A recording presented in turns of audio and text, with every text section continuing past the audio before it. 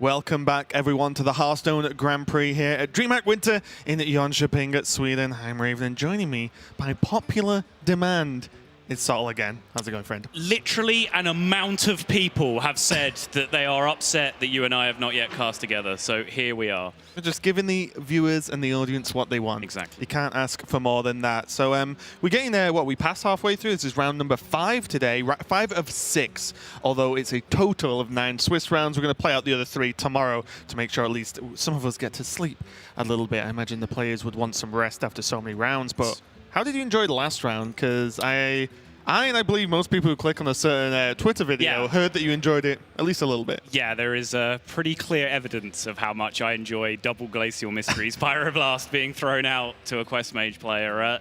You are probably slightly less of a fan of that deck than I am, but I am still no Quest Mage lover by any means. So I was sat in the lounge watching that match, and I just as audibly laughed as you did when I saw that tome come out. And not against the player, of course, just against the play in the deck, because that is so unlikely to happen. Yeah, we did touch on it a little bit, wrapping up with Admirable and Lorinda at the end, but even without the Kabbalist Tome madness, I thought that matchup was really interesting. I think, Tars recognized very quickly he had no real way to pressure with the deck, so he came up with this kind of attrition plan. And Tars is not one of the winningest players in DreamHack history, like win rate-wise, for no reason. Like he brings incredibly strange decks to these tournaments, but he is able to formulate incredibly strange game plans with these incredibly strange decks to actually win out. Yeah, and also I think just on the other side of that coin is that his opponents probably struggled to formulate a plan to beat some of the decks he brings, right? Because they're just so different. You just don't really know what he's going to put in a deck. So you can't really play around that, especially with these hidden deck lists that we have. But yeah, that's just one of the matches we've seen today. We've actually seen so many matches on stream. Obviously, that round was quite long, so we only saw the one. But I imagine we've got plenty more to come so far. Yeah, I mean, there is a lot coming up, and there's a lot that we've seen already. But we have been really seeing a lot of upsets overall. There's been the named player, the name that is picked out to be the featured match, to be on stream, to be promoted, has kind of lost with very intense consistency at this point.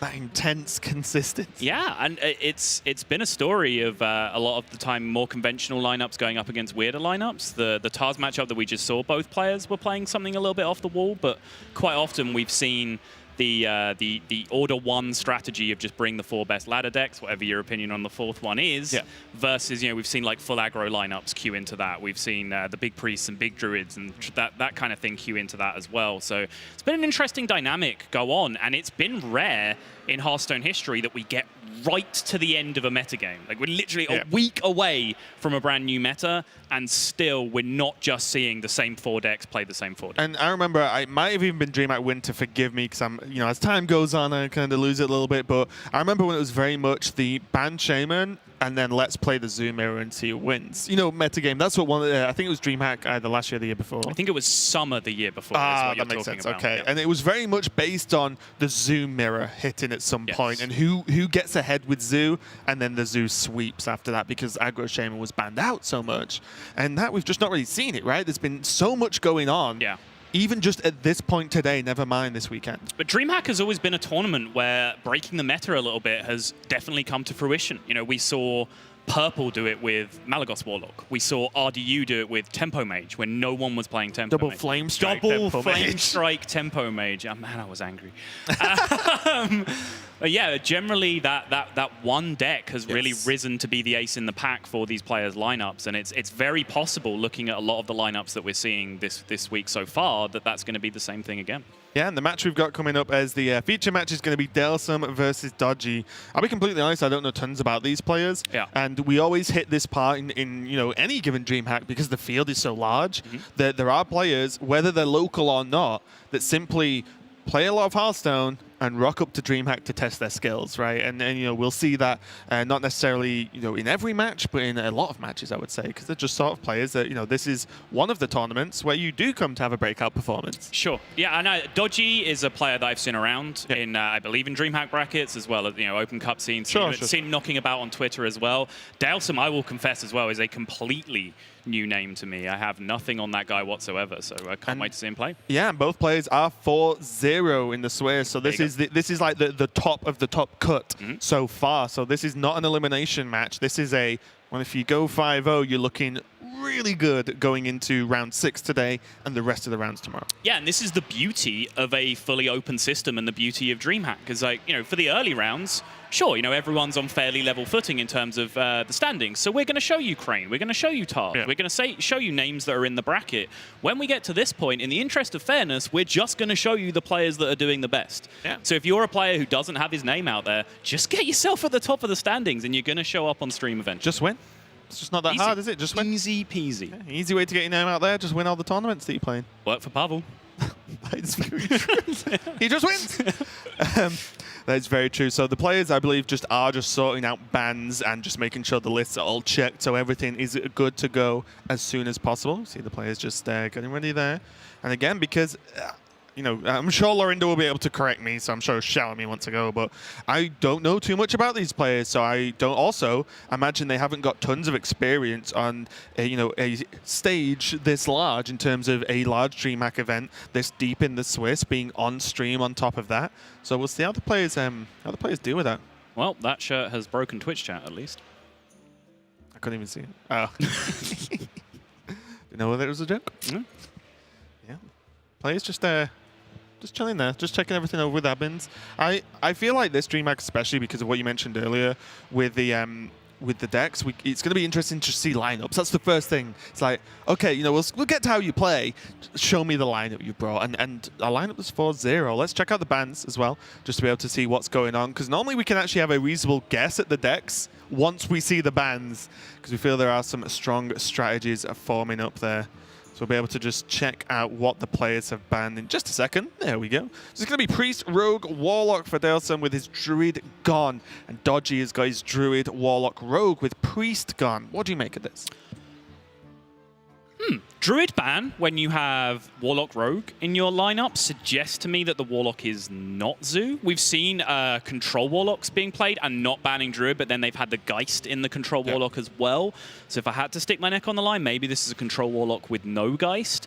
But then you ask the question of how does Control Warlock ever win the Priest matchup, and you're running into trouble there as well. I think those combinations of two matchups are really what's keeping that deck away from being powerful. But I'm not sure I understand the Druid ban if it ends up being Zoo Warlock, so we'll wait to see how it develops. Yeah, we will. And it is weird the way that Control Warlock, or whatever you want to call it, feels like a powerful deck.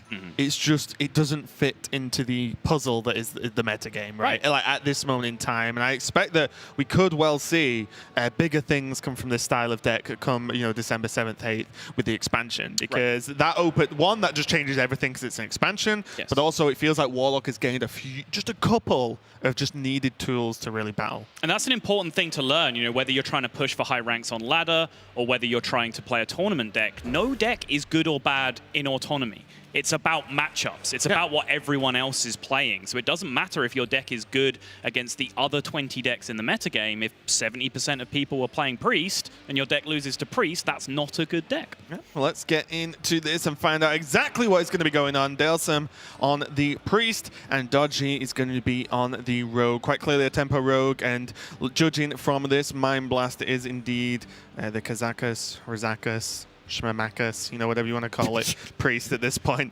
Breaking out your Yiddish real quick. Yep.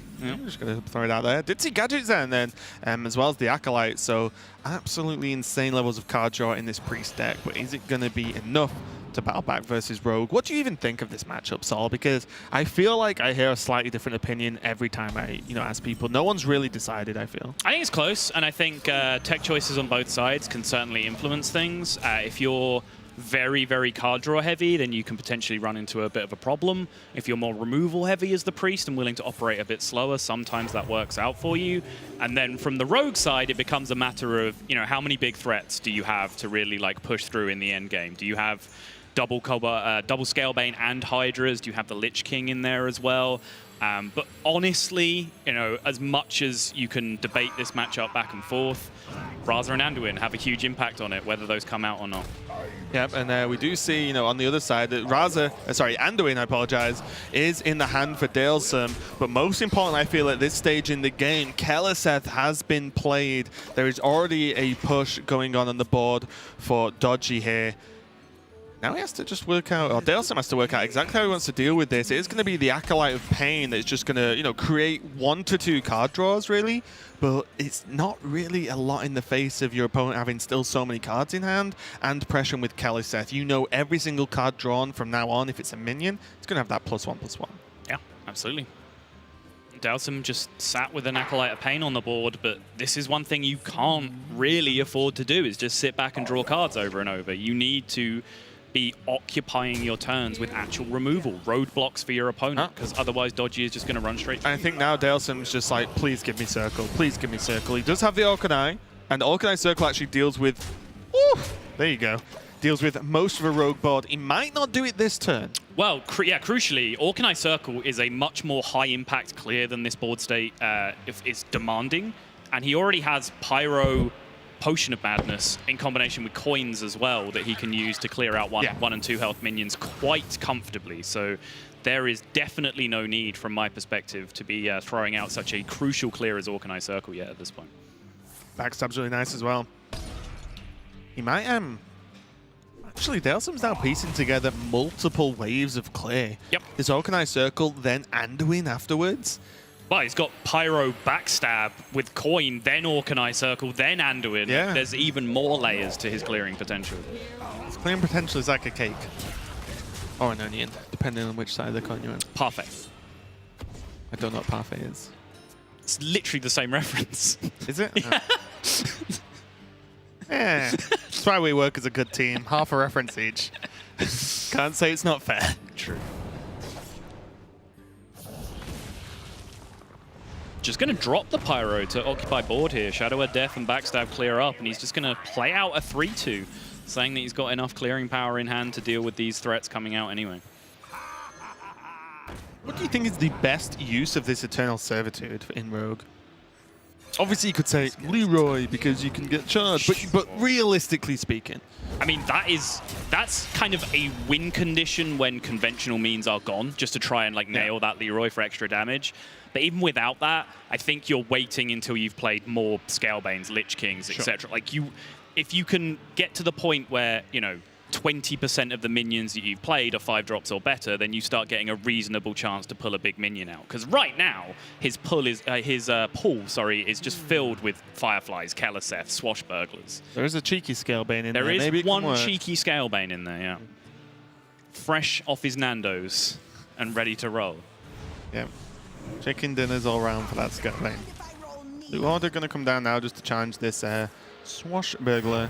We'll just get out by the weapon though, which is definitely something that I've continued to appreciate about the Rogue class, is just how useful this dagger is.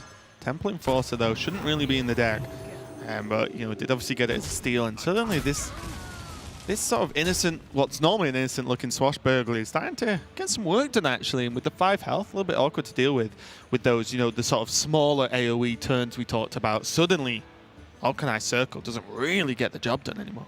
Right.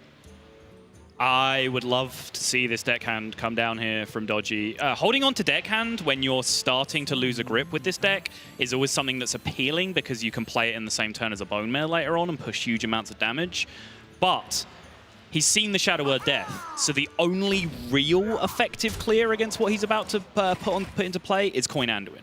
If Coin Anduin comes down, then your deckhand just connects again, and that's fantastic for you. But the one thing he perhaps didn't account for in this world is the Orkanai Circle clear, which absolutely shatters this board state.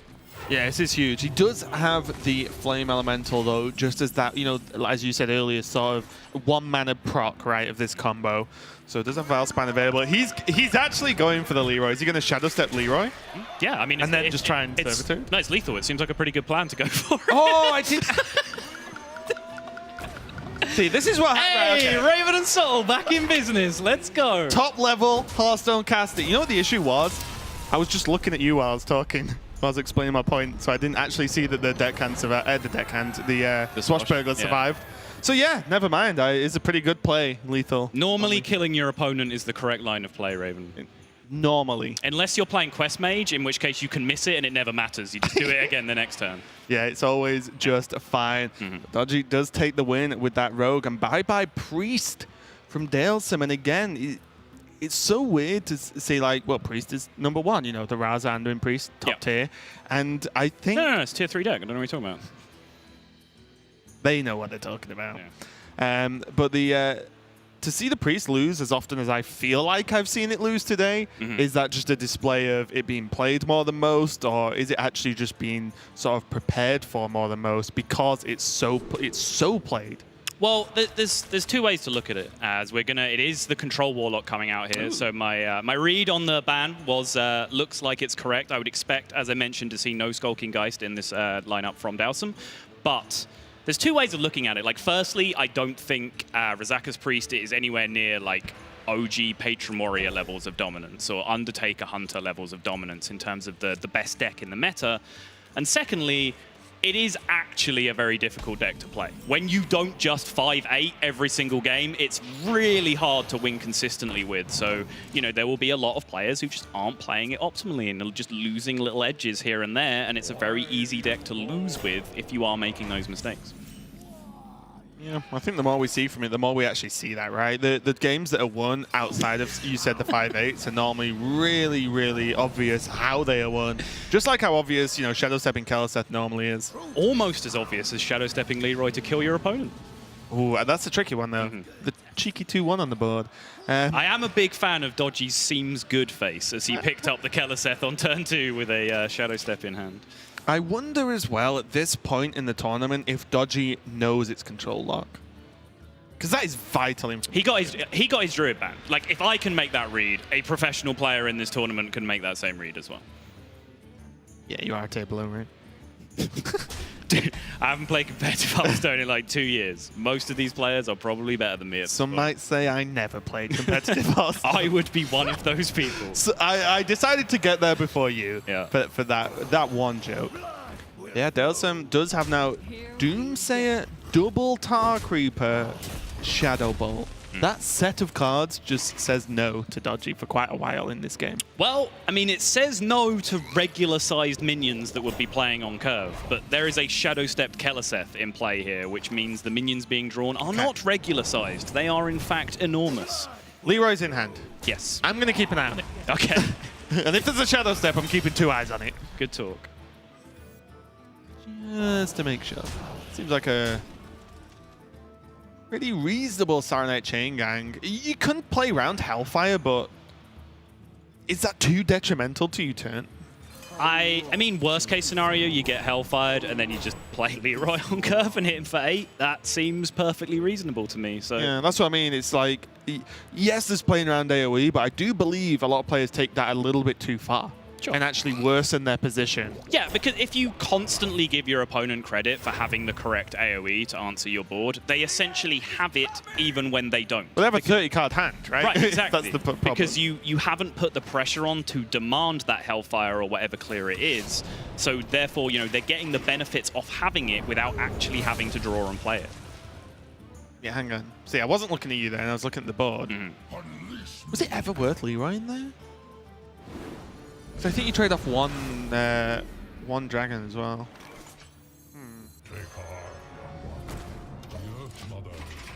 He's definitely I wish Dodgy played that a little bit slower. I agree, yeah. He's definitely lost a ton of initiative because of it. And now you can see this is being played at a very frenetic pace. Slow down! Remember there are people who tell us, a certain person actually, back in the HTT crew, cast this one fast. Yes. I wish I could keep up with this one, actually. He'd enjoy this game. This is playing at an absolutely lightning rate here. Now Van Cleef, it's already as if Dodgy has played a card, no matter when he plays Van Cleef, as a 4/4 for 3 mana, and it's gaining the buffs every card. Here we go. Both players is almost flipping the board every turn here now. Right. In the last couple of turns. It's kind of nuts. He does have Abyssal Enforcer, of course, in the back of his mind, knowing that he's going into that turn. Abyssal Enforcer, soon to be playable on 4, sir, in the new expansion. How good do you think that card is? Really, Like, really good. Out of 10. Like 8.5, 9. Okay. Yeah. A lot of people would have said 11. Yeah, 11.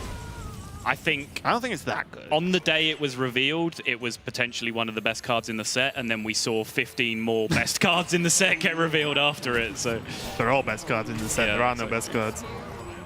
Look at this Saronite Chain Gang. 2 Yetis. 4 mana. Yes, please. pickaxe. I didn't even say the words of summoning. No, you didn't. Maybe next time. Can't overuse it. Ah, it's the whole point of a meme is to overuse No, it, that's the whole surely. point of Twitch chat to overuse the fair meme. enough. We have to be above these things. We definitely don't. Shadowbolt Coil will take care of the Edwin, but there is so much damage still being able to come through here. Dalesom is starting to get a grip on the board state, which is important. But Right, the Shadow Step Leroy.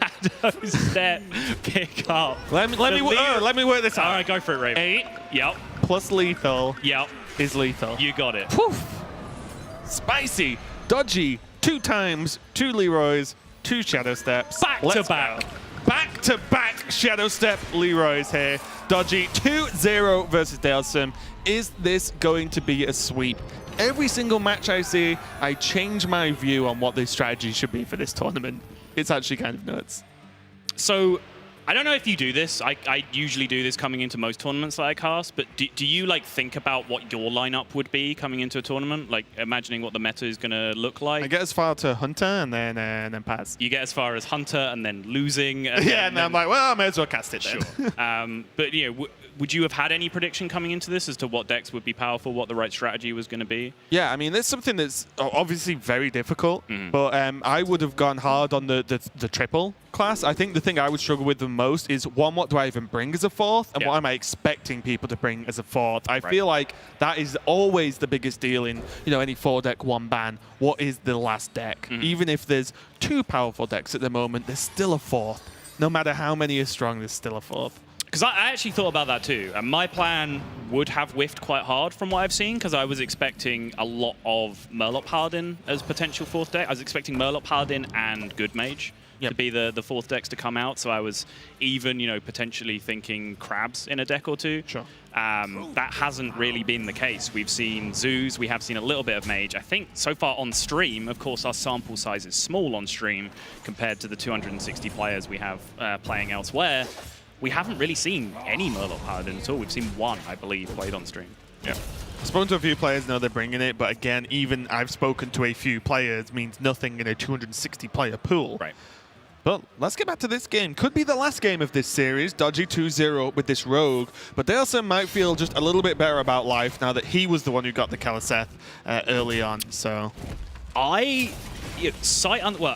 being able to see both of these hands, okay, slightly different. Nope, you've come in now, Sol. Finish Based your on thought that without current seeing draw. patches. But if you were to offer me a Kaliseth on 2 or a Coin and 2 Vilespine Slayers in this mirror, I'm taking the Slayers every single time. I'd actually be 100% with you on that, but I was meaning more from Dalesom's point of view, right? Of You know, course. you've been Kaliseth twice for a start, but yeah, Vilespine. I was literally just speaking to Green Sheep actually, and we were talking about how impactful tempo swings are in this current metagame, because it's the whole game almost at this point. Yes. And then I'd say, you know, we were talking, I was like, I'm pretty sure Vilspine's potentially just the best card in the game at the moment because of the strength of that turn, right? That turn you Vilspine, it's insane. And Green Sheep was like, oh yeah, you know, I can see that, I can agree. I was like, okay, I said something right. Green Sheep agreed. So yeah, I think it's absolutely insane. Whenever I play against Rogue or as Rogue, the whole matchups, or at least most of them, seem to revolve around either please don't have Vilespine or please can I draw Vilespine. Yes.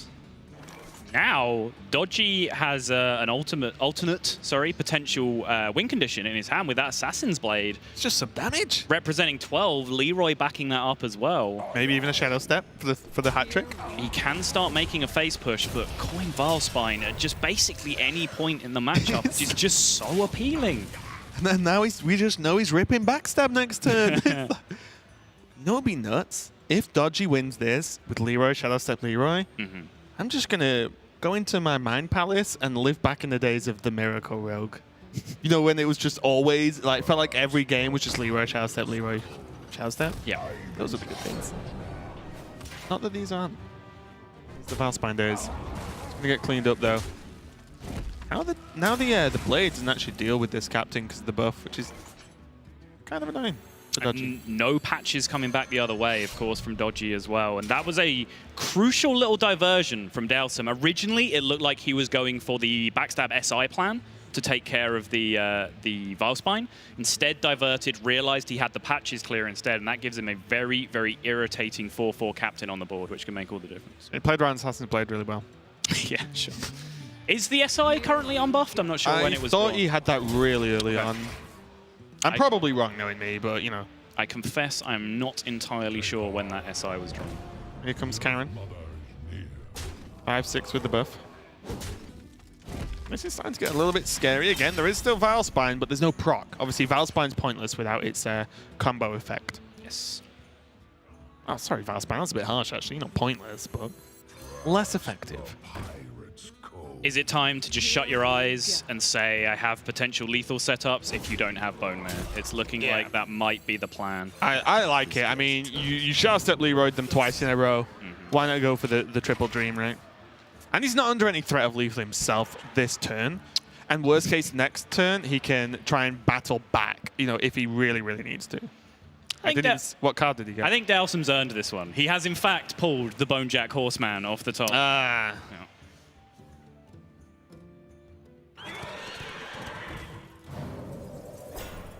You know what deals with a 9-10 pretty well? Is the answer Vilespine Slayer? Silence was what I was thinking, but yeah, Valspine Slayer kind of works. But this does mean that basically there has to be something drawn from Dodgy that is even playable with Valspine. At the moment, he doesn't have anything. Right. Without that, the game just is over, and Dalesom actually starts to battle back in the series. So Dodgy is kind of all in, but if he does draw Valspine, will it even matter at this point?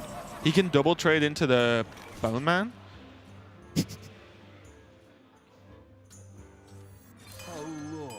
Doesn't get the activator though, crucially, which means the 9-10 is going to run riot. And yeah, I think that's just it. Yep. Dodgy's hand just didn't really come together. I'm amazed to see the Valspines lose, but Dalesom's hand with the Kaliseth, and crucially, that Bone Mare draw shut down the little window that Dodgy did see for himself, which was go face, try and find, I think, that 2 extra damage that he needed to close it out over the couple of turns, and just hope that the race worked out in his favor. But Bone Mare, one of the best race cards in the entire game, just shut that down in an instant. Well, there's a horse. True. It's an excellent point. It all just adds up at this point. If there was undead horse racing, Bone Mare would probably win. If there was just most racing, I think Bone Mare would win. Sure. It's a magical steed. It's going to get there, isn't it? Dalesom. So he only has his rogue left. So he's gonna pretty much battle back with his rogue. Not the worst deck to have, but let's see, I believe that is the druid locked in there by Dodgy. And it's going to be Jade Druid. And that is going to be a Kelly. I believe we have 100% hit rate on Rogue Kaliseths in this series so far. At least in the mirror, one of them did. Of course, Dodgy missed, so not quite 100%, but we've seen it in every game that Rogue has been played, at least. I've seen Jade Idol in every game Druid's been played. Especially from Show. Actually, no, I don't think he did draw Jade Idol. He just got Growth, Blossoms, and Nourish every game. That's true. Who needs that? He needs that bad card, Jade Idol. Exactly. Double Mark of the Lotus, not really what you're after at this point for Dodgy. Those are cards that you want to come much later in the game. Yes. Unless you get off to a really nutty Jade start, you can make it happen. Jade Druid can actually get ahead on the board against some bad starts from other decks if they do go, you know, Idol into Blossom, into Jade Spirit, for example. Then suddenly a quick Mark of the Lotus can become very relevant. Not to be at the moment, though. Is there a world where Dodgy actually uses this Wrath to draw? He has a turn 4 lined up already. Yeah, but your minions are going to kill the Kali anyway, right? Because my worry is if he Wraths this for damage, And then, you know, I guess he has 2 turn 4s, like 4-5, I guess. Yeah. So it's not too bad. He has 2 goes at drawing something to progress. But I wouldn't be too upset with the draw. So the thing, you said your minions are going to kill this anyway. The upside of wrathing it to kill it is that your minions then kill another minion. Your 3/3 Maya Keeper then challenges potentially a 3/3 that's coming down this turn from Dalesom. It's almost like your new cell. Not just one 3/3. Yeah. In fact, 2 of them. Fine. It's going to be no surprise there to see the Maya Keeper. You might look at it and go, you know, could have swiped. It's like, well, yeah, doesn't do much though. Nope. Need to ramp, need to get ahead in mana, if not the board, and then you play Plague, and then you battle back. Definitely no real criticism of being aggressive in this spot. It's just one of those unique situations where it's actually going to get punished very hard because double Mark of the Lotus was hanging around, but you cannot feasibly play around double Mark of the Lotus in that position. It literally said how not good it was, right? Yeah. But obviously, there are situations in which, yes, it can line up. Because imagine if it was, you know, traded into, right? Well, the double Mark of the Lotus is still kind of not great because the Dark Reaper would be alive. Yeah. So that exact line from Dalesom kind of led him to this moment. Let's see how he's actually going to try and deal with this now, because suddenly the board's been flipped. And that's not something you expect this early on with Druid.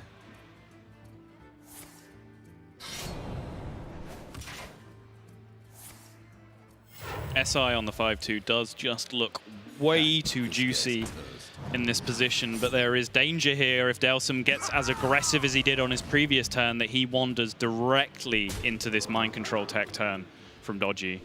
So, am I crazy? Or do you shadow step the SI here? You're probably crazy. Or do you shadow step something here?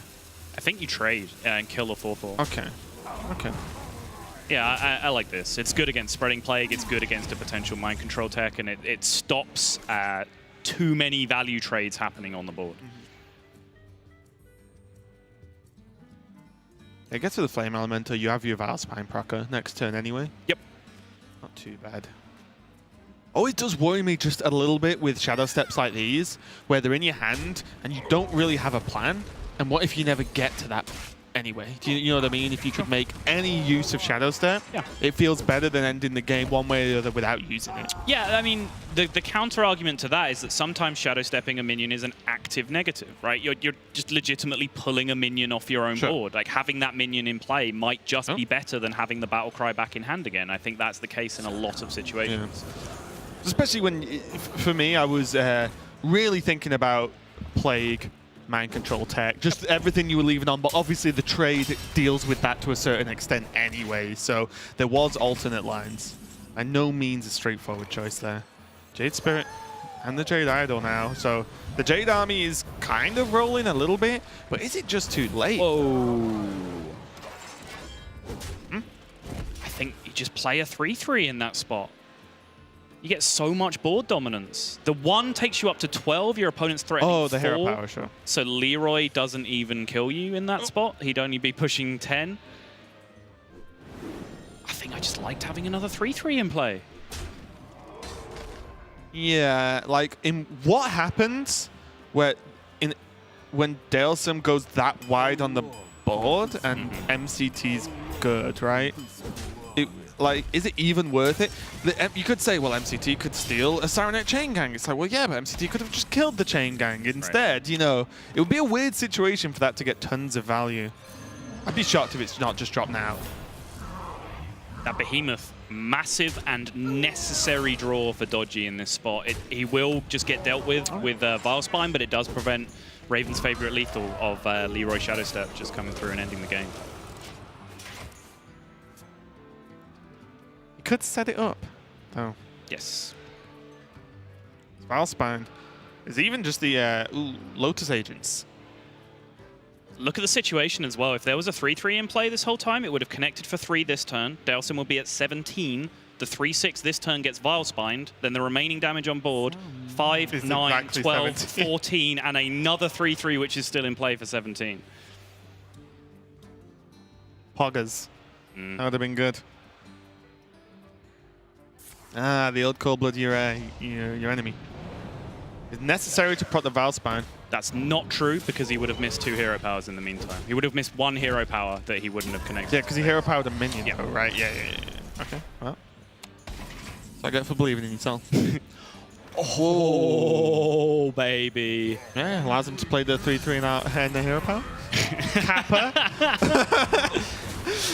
That Kun is everything to Dodgy right now, and Dodgy used the Dalesom's cold blood? face says it all. He needs some kind of damage. Yep. He needs something to stay alive. Oh wait, yeah.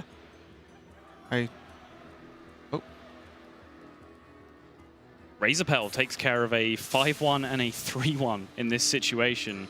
Taking him all the way to Value Town there. He's having to divert so far from his own lethal setup here. The current Leroy in hand, I believe, is 7, which then Shadow Step would be 13, so he's still a long way away from connecting this.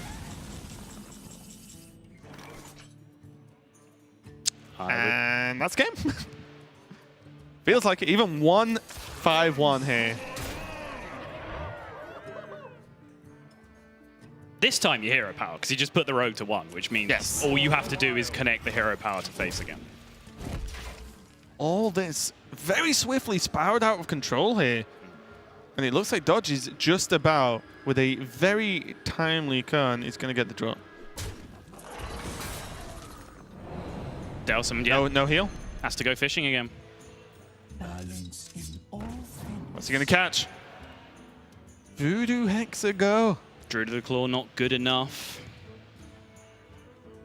None of it's good enough. Yeah, Voodoo Hex are not good enough either.